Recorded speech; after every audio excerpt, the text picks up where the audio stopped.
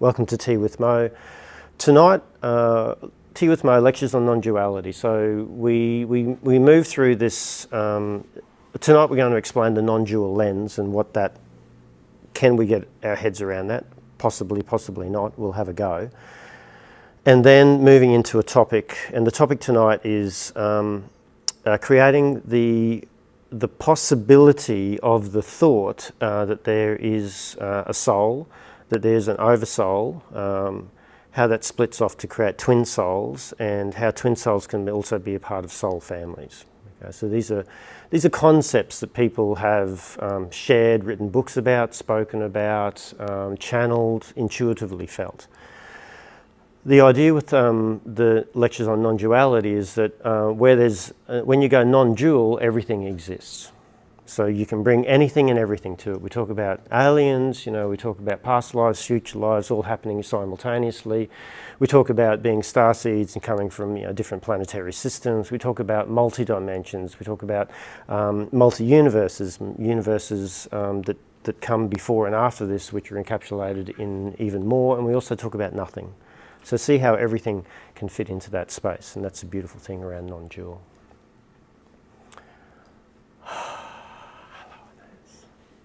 Just arrive. Come on in, brother.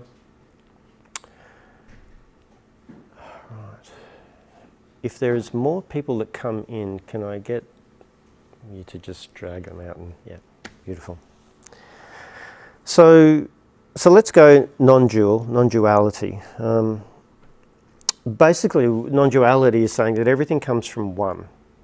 Right, so there's this. So obviously, duality two, non-duality. There is no two. There is one, but it's more than just one. That one is everything and yet nothing.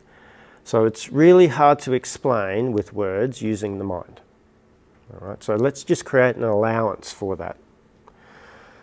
The allowance is that we're having a human experience and we're using a mind which is, can it be finite? I'm not too sure. There's this thing that I think is in my head, but maybe it's not in my head.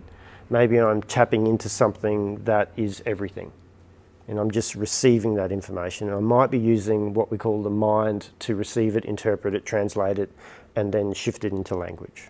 All right. So we can be using a mind which has a finiteness because it seems to be that we're born and then we die, and I'm not too sure if the mind continues. Or is there a thing called consciousness that shines through the mind, and the mind is the interface between consciousness and this human experience? I'm just using these hand signals to give a sense. I have no idea where consciousness is. Even if I tried to point to it, I would be probably incorrect. And yet, wherever I pointed, I would be correct as well. Okay. So this is the challenge. I'm trying to explain something that really can't be explained. But let's have a go. All right? Because we're in this human form, we use language to interact, and we also use non-language to interact as well. So let's try to use both. You might get a sense of where I'm going. Yeah. Once again, all of you come from a different range of experiences through your lifetime, this lifetime, and maybe many others. So each and every word you will hear the same, but each and every word will be different for you. Yeah. The other side of that is each and every word is different, so you'll be experiencing it through your lens. And if we start to look from a non-dual lens, I get to experience this world through you. I get to experience this vehicle speaking to this vehicle through you because we're all connected. Yeah? So this is another self. You are another self. Yeah? When I judge my other, my brother, my sister, I'm actually judging myself in that way. Even this concept of you are God realizing itself. And I find it really interesting that this human existence, there seems to be this inherent nature of knowing thyself. What is this? Yeah. And so then we explore into what is this? And we go down many rabbit holes, many pathways.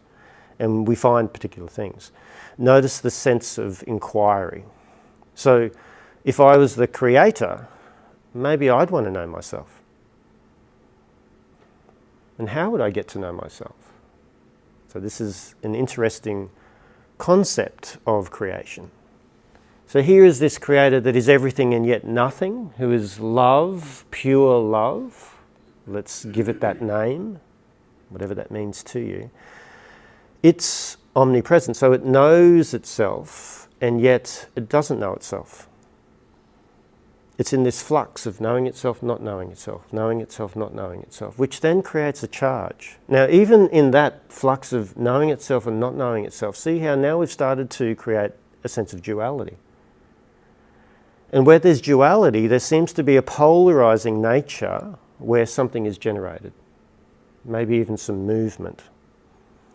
And so as it's getting to know itself, what it could do, and once again, I'm only trying to give a conceptual understanding of the beginning of time and space, the beginning of creation, is that maybe itself fractalizes itself into infinite pieces.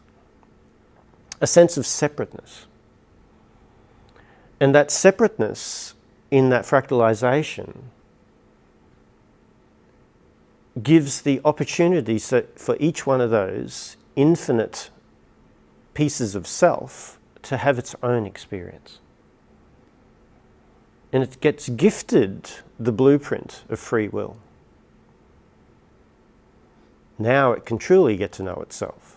And as it gets to know itself through the infinite number of fractals of itself, getting to know itself, see how that multiplies, and see how one could then consider the possibility that, right, we are a part of everything getting to know itself. So all of you are so significant in the creation of creation.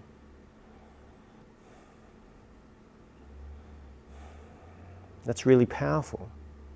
Can it be powerful? Could be. Could be powerful. So we, as these bodies, this one called Maurice, Mo, and whatever name has been given to you, whatever you identify with, are having a human experience.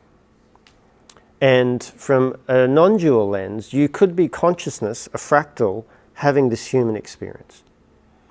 And that information that happens within this human experience is fed into, through consciousness, the fractal.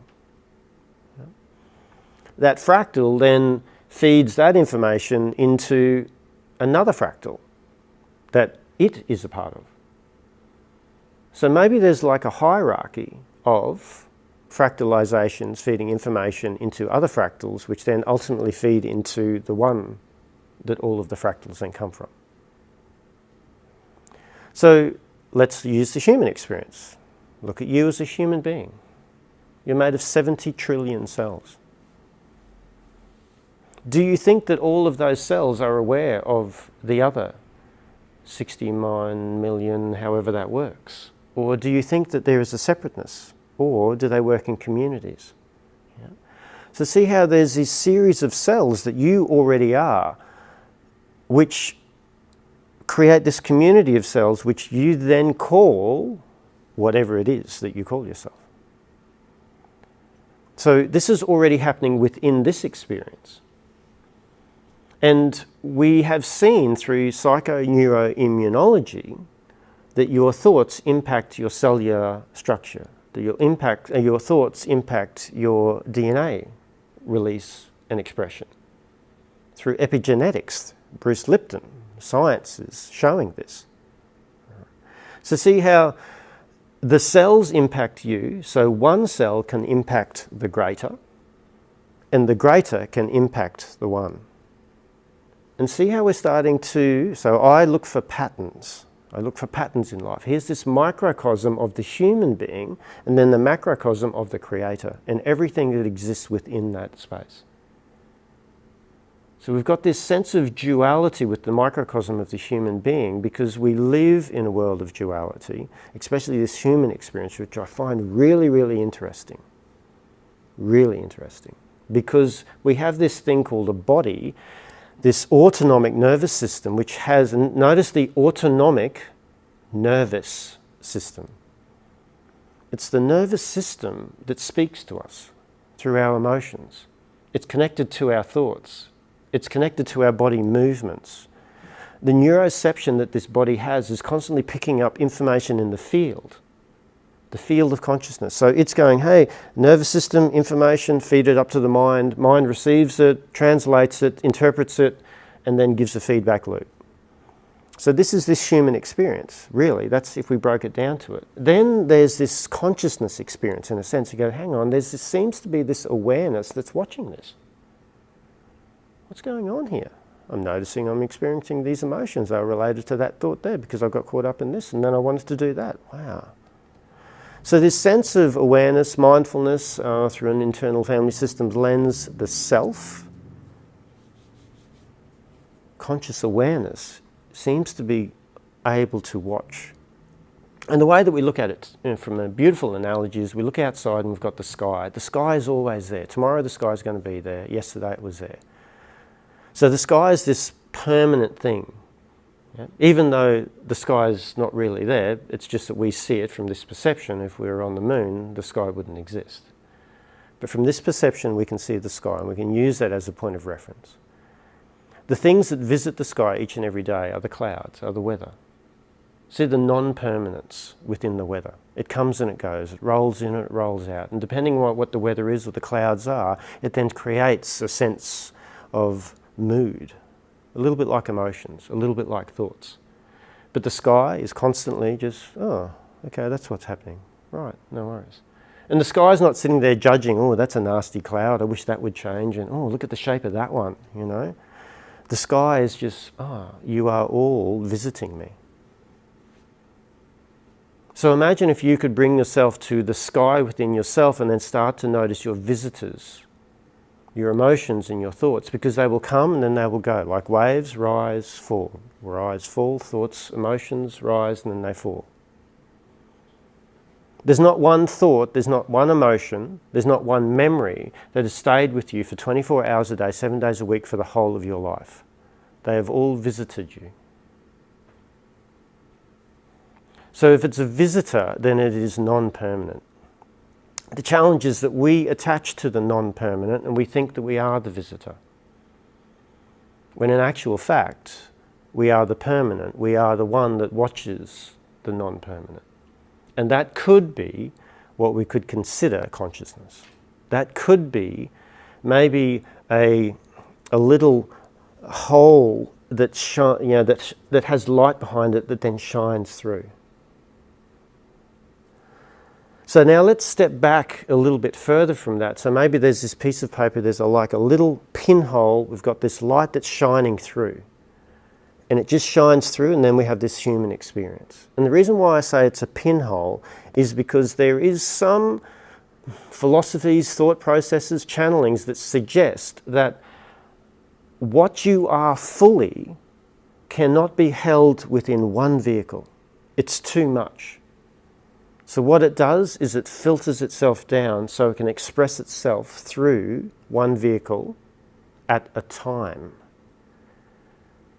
Now I'm going to move into time as both linear and simultaneous as well. So this is moving into non-dual.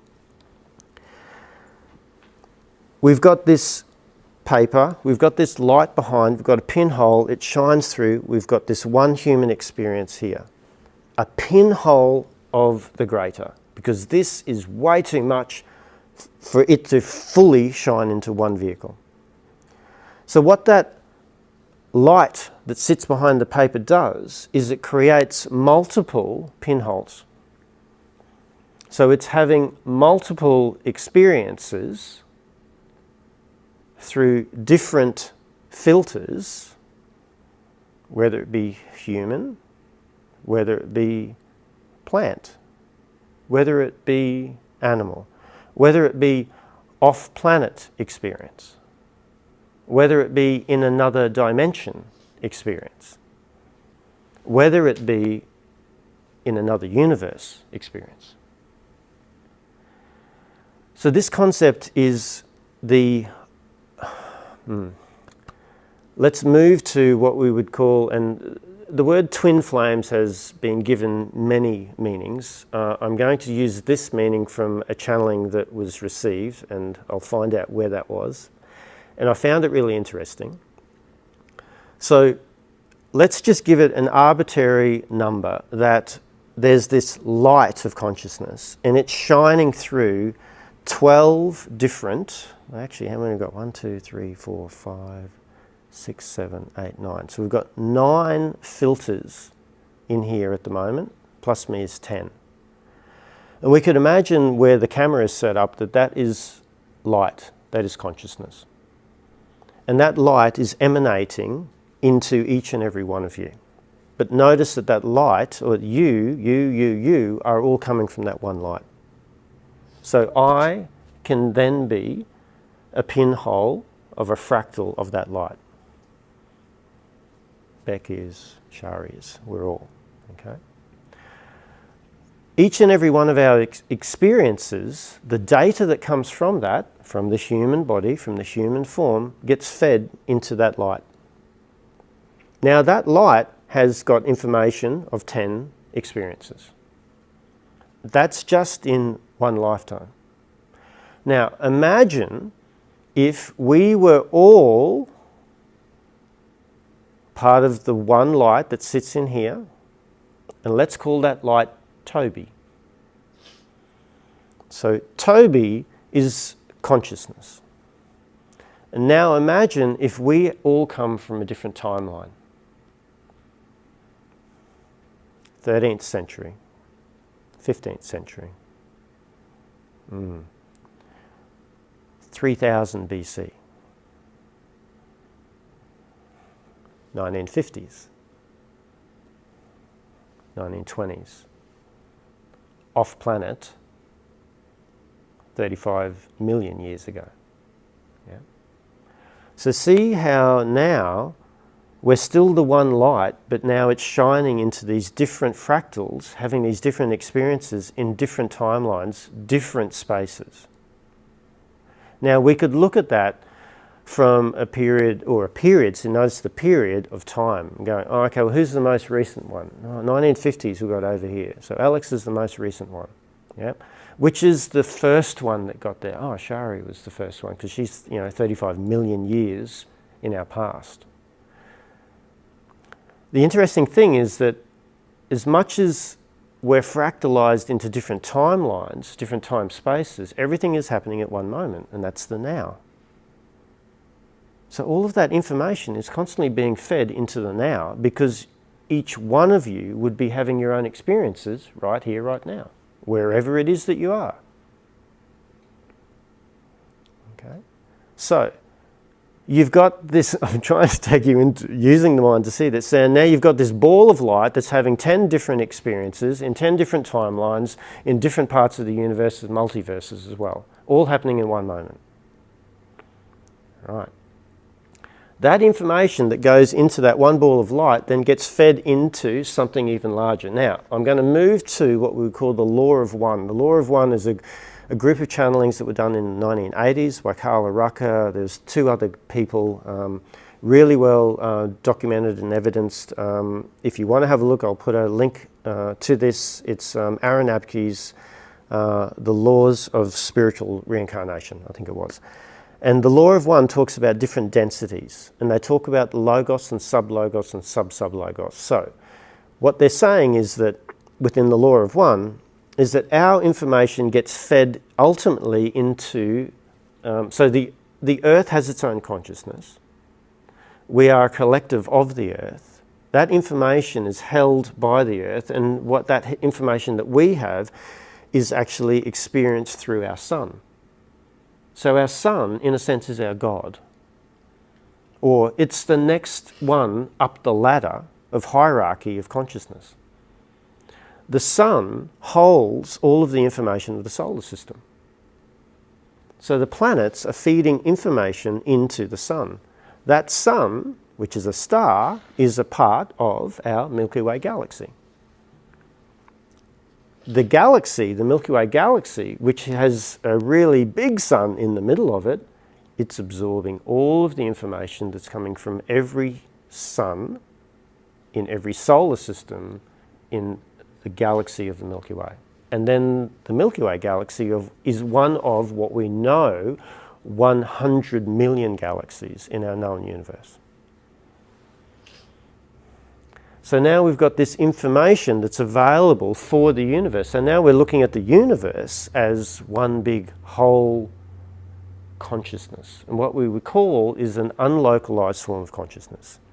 We are localized forms of consciousness that are able to place our attention within one timeline at a time. So let's bring it back to the ball of light in the center. You're all fractals of it. You are all having your own experience because this is where your attention is placed. Your attention pulls up information, has this experience, feeds into that one ball of light, which then feeds into more and more and more larger balls of light. I'm presenting this to you as a concept. Where there's a concept, there's a possibility for this to be some truth to you. Now, the reason why I present to you these concepts is that these potential truths to you open up the field of possibility for you to then experience. Because you are creators. You create through your connection with life, through your connection with Source. And we could call it the law of attraction. Life can only give to you that which you already are. Now, if you use particular psychological concepts about particular things, you then feel particular ways. And that feeling then is multiplied and replicated through life living through you. So the non-dual lens allows a greater sense of compassion, a greater sense of oneness, a greater sense of connectedness, a greater sense of something much more than just the physical body. It connects you to something huge. And you know what? Connects you to everybody. Now, when you're connected to everybody and you start to recognize that you are another self, you are more mindful in how you interact with other selves. You're more mindful of what's happening within the human body, and you're also becoming more mindful of what's happening within the soul body, in a sense. Yeah? I want to bring you back to this ball of light that sits in the middle that's having these experiences. Now, imagine that ball of light that's having these 10 different experiences in different timelines, in different areas, dimensions, universes. There's this concept that that ball of light, what sits beneath that, well, actually, what can we do? No. Let's consider that ball of light that shines through itself and has all of these experiences. It is the it is what we would call the Oversoul.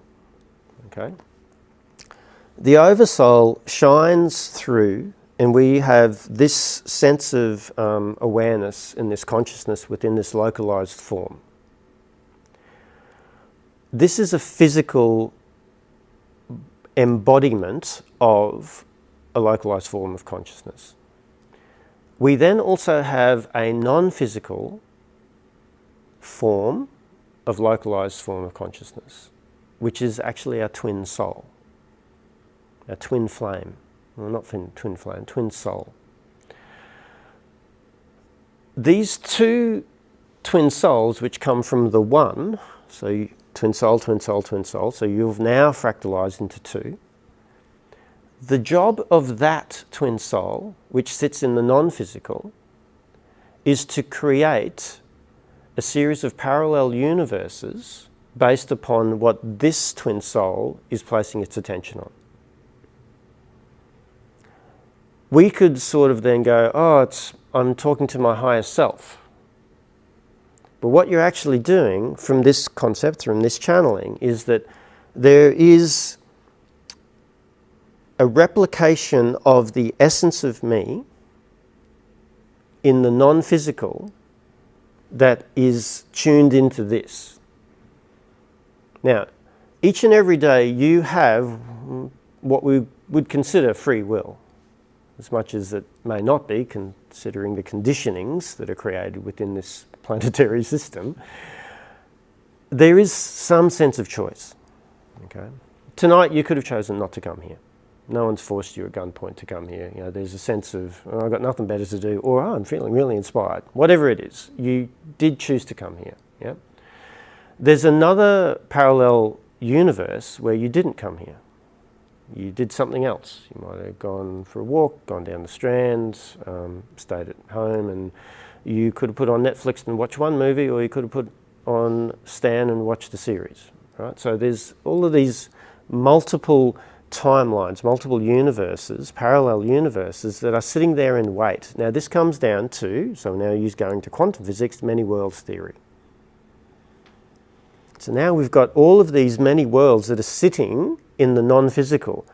The thing that creates the non-physical is your twin soul, because it's connected to you. It's aware of what's happening within you. It's aware of your decision-making process. And what it's doing is it's getting ready to put upon your path a parallel universe that's reflective of your decisions. So you walk with your twin soul upon this journey.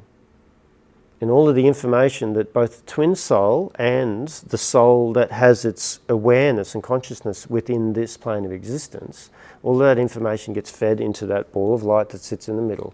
That happens for you, it happens for you, it happens then for everybody. Yeah. So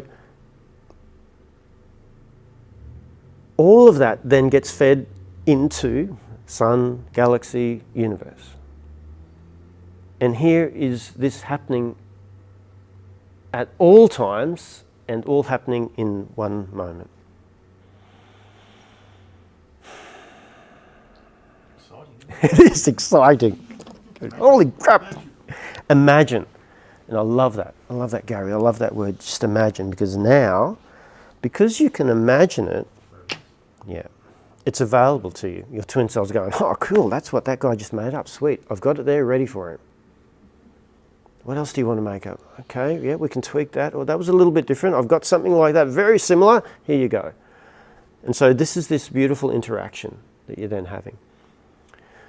Once again, just a concept. I found it interesting. I went, could be happening, may not be. So depending on who's, I guess, picking up these informations, this was actually coming from a channeling series on Gaia. That's right.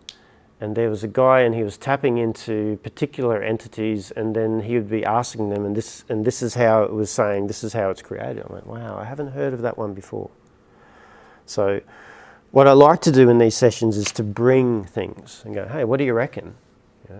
Because ultimately, from a human perspective, we have a psychology, and the psychology has a cognitive bias. And what that cognitive bias does is it doesn't see every bit of information that's available to us. It sees a very narrow viewpoint of it. And it says, this is my truth, because, remember, Henry Ford said, whether you believe you're right or you're wrong, you're always right. So you always prove yourself right or you prove yourself wrong. So imagine if you could create a belief system that was connected to, that was suggesting that you are much more than this physical body, and yet you are the physical, having this magical experience with these wonderful emotions and these thoughts that get hooked up into things in this mind. So while we're here, you have an opportunity to create a belief system that directs and guides how you relate to the world and how you relate to yourself.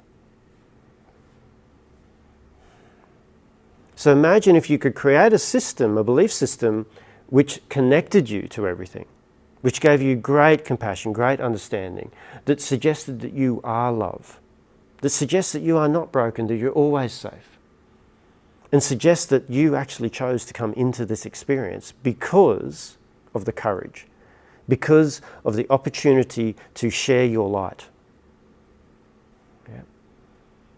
So notice, see how that feels. Now, you can create that. Right? You don't have to create it, but you can create it. So this is where we then start to become aware of, wow, what am I creating? Or, who is creating my reality? Is it mainstream media? Is it capitalism? Is it socialism? Is it my mother and father? Is it my partner? Who creates your reality? Who directs your narrative? And that's really empowering. Beautiful. Done really well for time. I would like to take you through a breathwork session. All right? This one's going to be sitting up. I want to show you this one because, Jess, you would have experienced it with Ali last night. It's a little bit different, but part of the same. You can just lie down and breathe naturally, okay? I find this, so this is Kalabati breathing, breath of fire, yeah. Breath of fire is in and out through the nose, but using the diaphragm to push air out.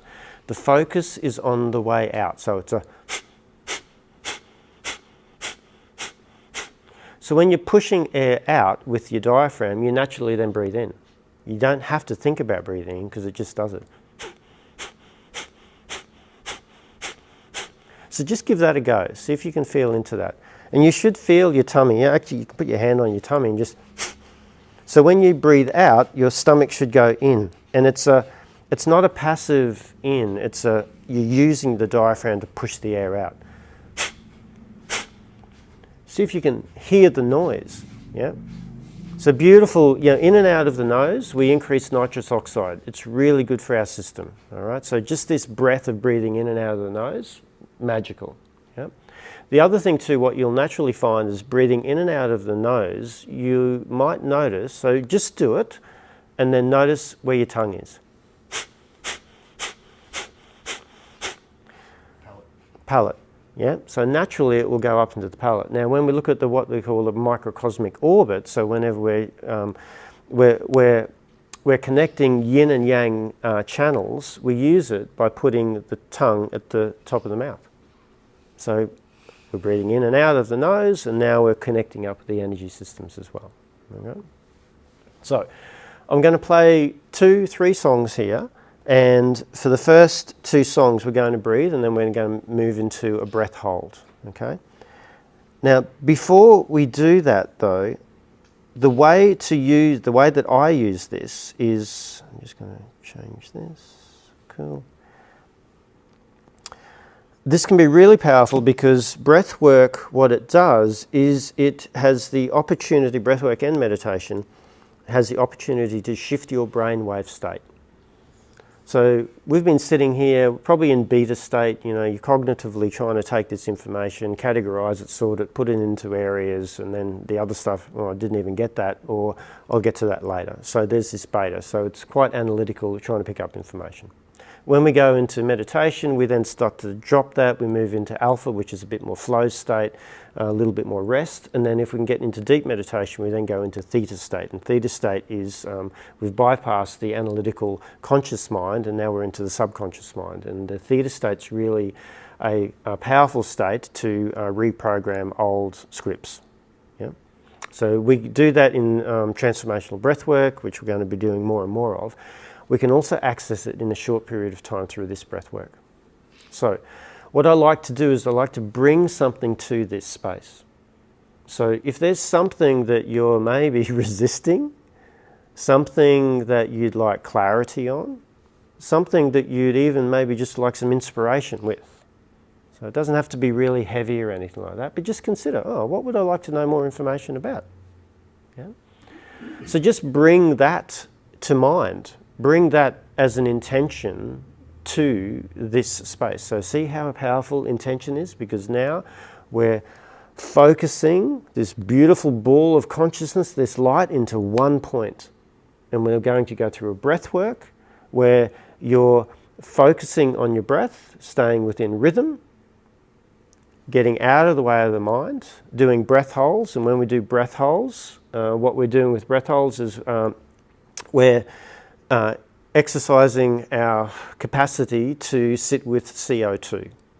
The more CO2 that you can sit with, so CO2 tolerance allows your cells which are holding oxygen to release them, or your hemoglobin to release them to your cells. If you don't have good CO2 tolerance, even though you might have lots of oxygen in the system, you actually need that gaseous exchange to release the oxygen to your cells. So this is where breath holds are just as important as the breathing, because with the breathing we're going to be doing ventilating. We're going to have a lot of oxygen in the system. So as we hold breath, then we use that oxygen and it goes into our cells. So that's why we feel particular ways. Yeah. Very good. So we'll do that for probably for 5 minutes is the first one, and then the second one will be a little bit longer. Now, I'd like you to just breathe at your own pace. I will set a pace, and if you want to sit with me, then do it. If not, then just get used to the breathing itself. All right. Now, and I'll guide you through this. Initially, probably best to close your eyes, all right, and just get into your rhythm and your move. And then what I'll do is I'll ask you to open your eyes at particular times. So this is something that I've been experimenting with, which I find really interesting as well. Okay. So just have a practice of that breath as well. So hop into that now. It's a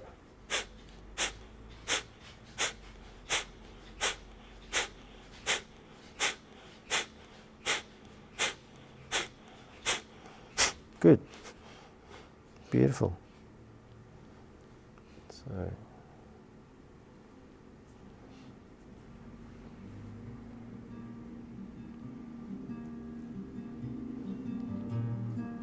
it's about 6:15. Let's push it through till 6:15. All right. Closing your eyes. You can listen to me.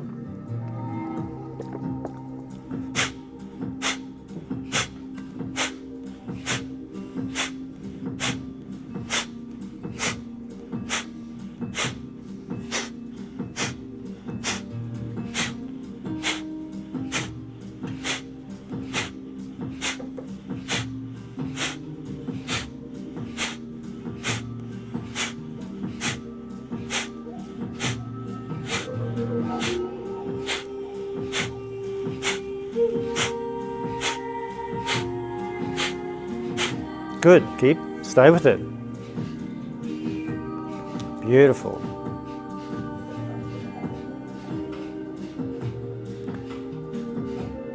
Good. Now just start to, if you feel comfortable, allow the body to move.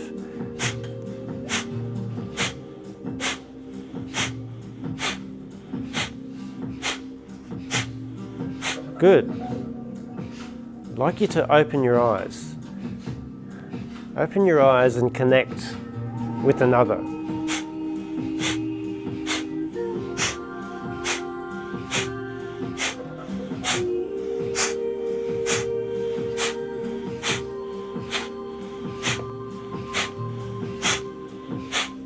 Good, that's it. It's interesting because in meditation we seem to be closing our eyes. When we close our eyes, we don't connect with others. And then we get into these breathworks and we close our eyes and we don't connect with others.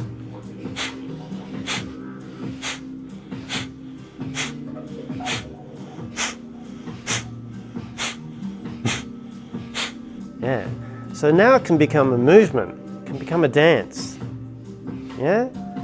See, meditation can be, it's a bit boring, you got to sit there and, in these postures. Start to move.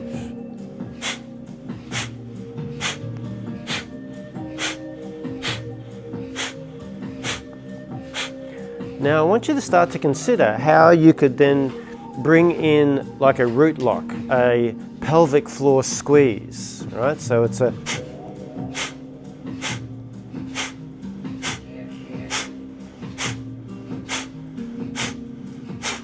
Now remember, with the squeeze, what we're trying to do is we're trying to reverse it. We're trying to push it up into the cerebral spine. We're trying to bring it up here into the third eye.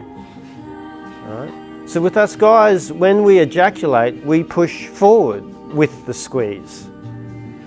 So this is another way. It's going backwards. It's sort of like tightening the anal sphincter.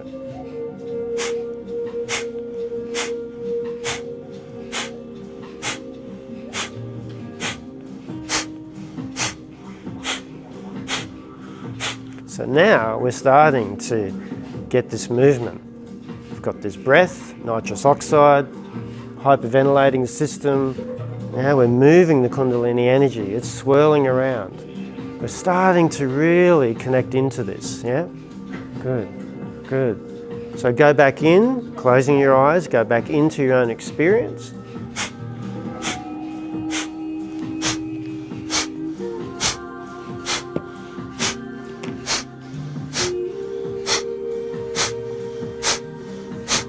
Good, we've got about another minute of this track. Focusing on that squeezing.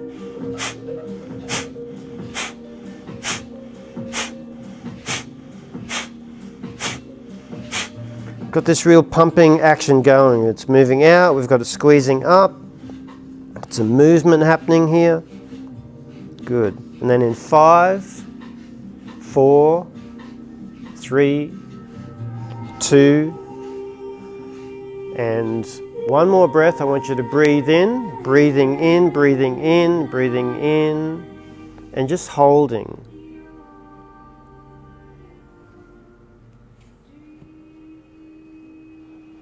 As we're holding, just do that root lock, squeezing the perineum, creating a charge, creating a pressure. Just noticing how that feels.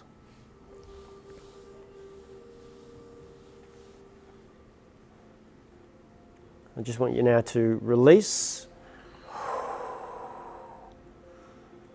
Just have a couple of breaths, tapping into what that feels like. We're going to go a little bit quicker on this one. And this one goes for 7.5 minutes. So, I want you to follow me with this one, okay? See if you can sit with me.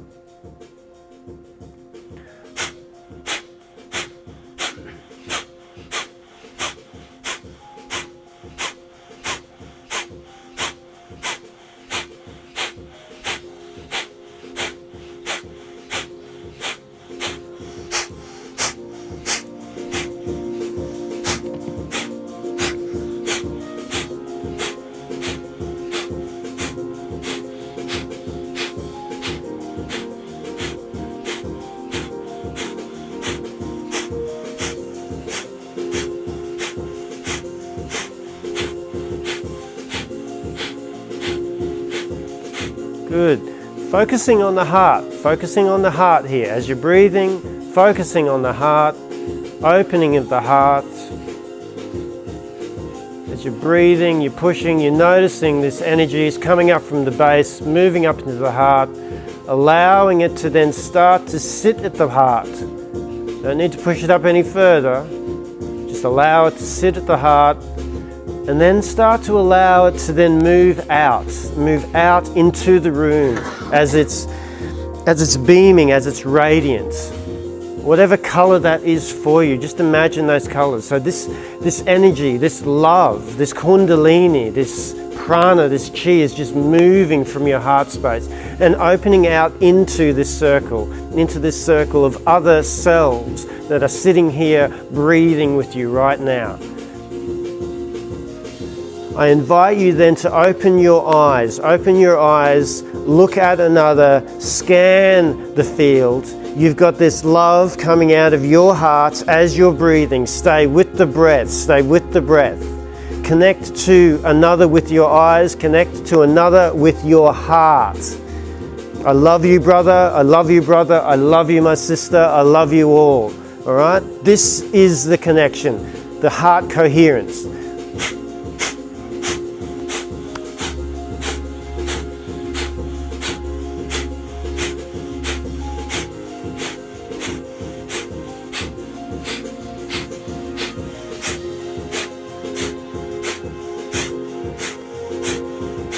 As you're giving your love out to another, allow yourself to receive the love that others are giving to you. This is a giving and a taking. This is a giving and a receiving.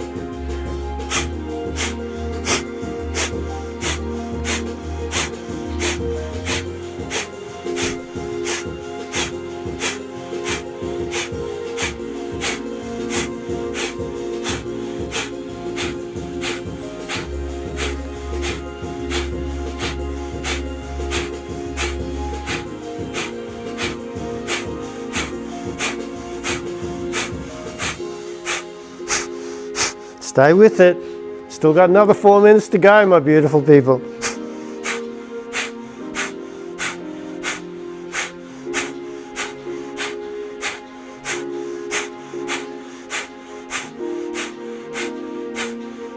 Good. Go back in, go back in, go back in. Connect with the heart, connect with the heart. You've received all of that love from your brothers, your sisters. You've given that love to them as well. You are a part of this. You are all one. Remember, we are shining through. We are being shone through.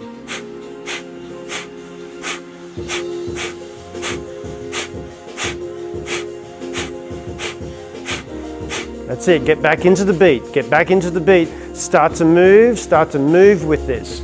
Start to invite that pelvic floor. Start to invite the root lock. Start to invite the squeeze.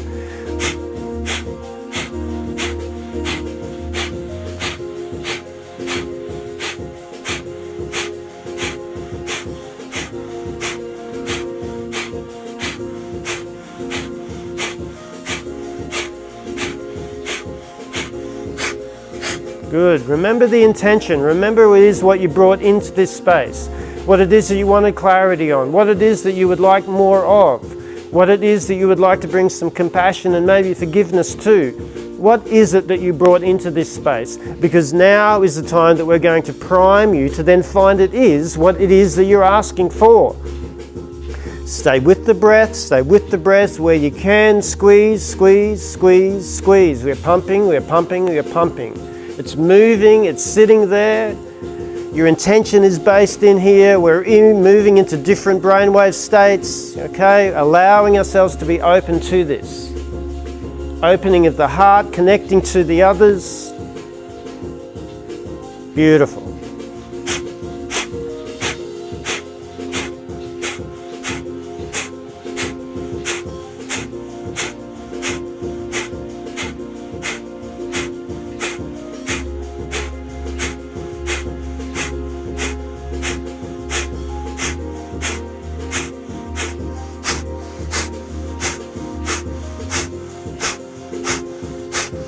Beautiful.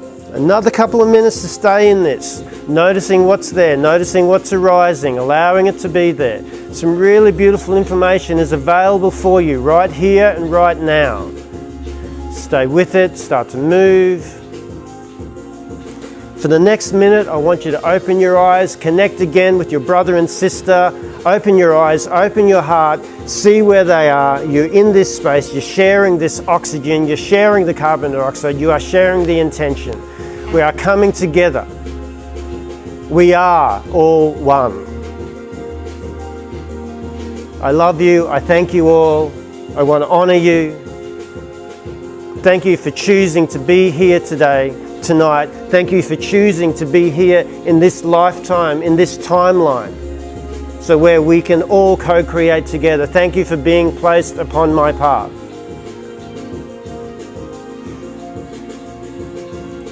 Let's go back in. Let's go back in. Couple more breaths, and then we're going to come into a hold.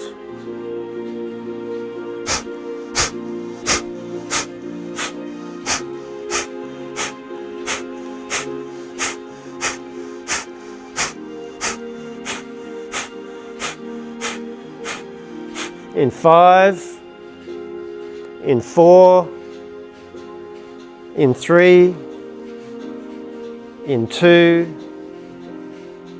and 1. Breathing in, breathing in, breathing in, and just holding at the top of that breath. Root lock, squeezing the perineum, squeezing now the stomach, the torso, visualizing the Kundalini, the energy moving up, up is the light of truth. into your third eye, holding your breath for as long as you can, noticing what arises. And when you're ready, just come back to home. Come back to your breath. Sometimes we have to be rendered. Keeping your eyes closed. Just noticing this state.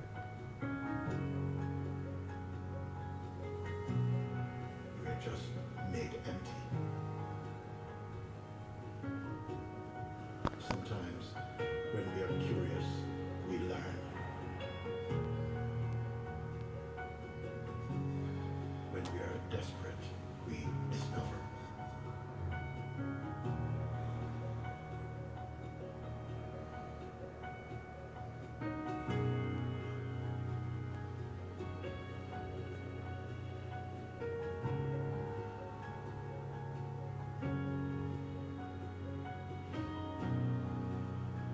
In every age, there's a call for introspection.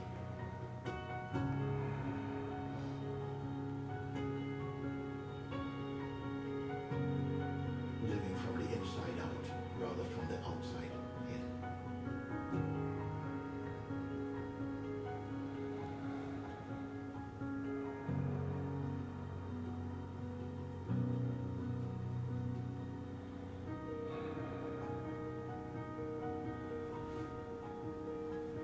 And I feel very often we can live just on the surface of the potential of our existence.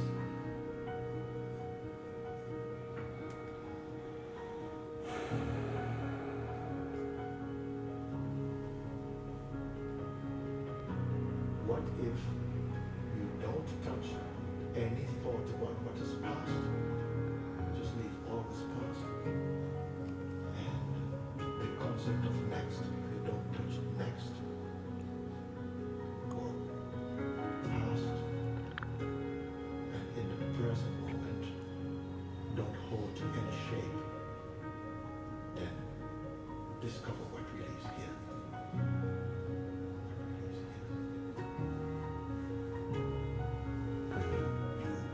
Recognize the inherent stillness that is synonymous with their natural being.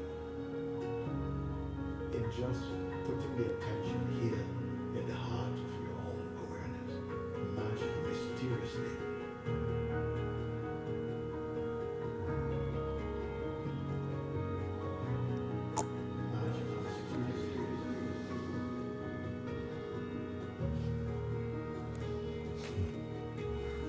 things begin to orient themselves within your being.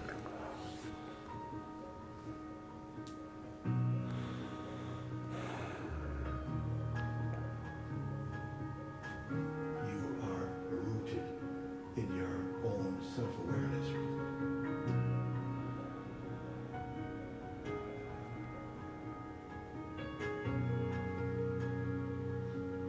Rooted in that inner stillness.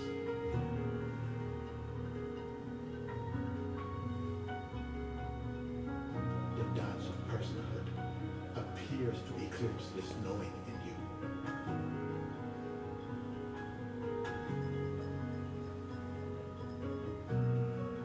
Which is more than a knowing, it's a knowing being.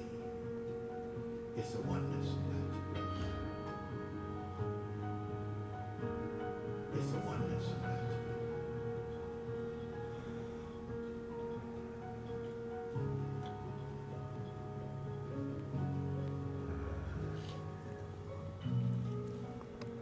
Happiness is your natural state.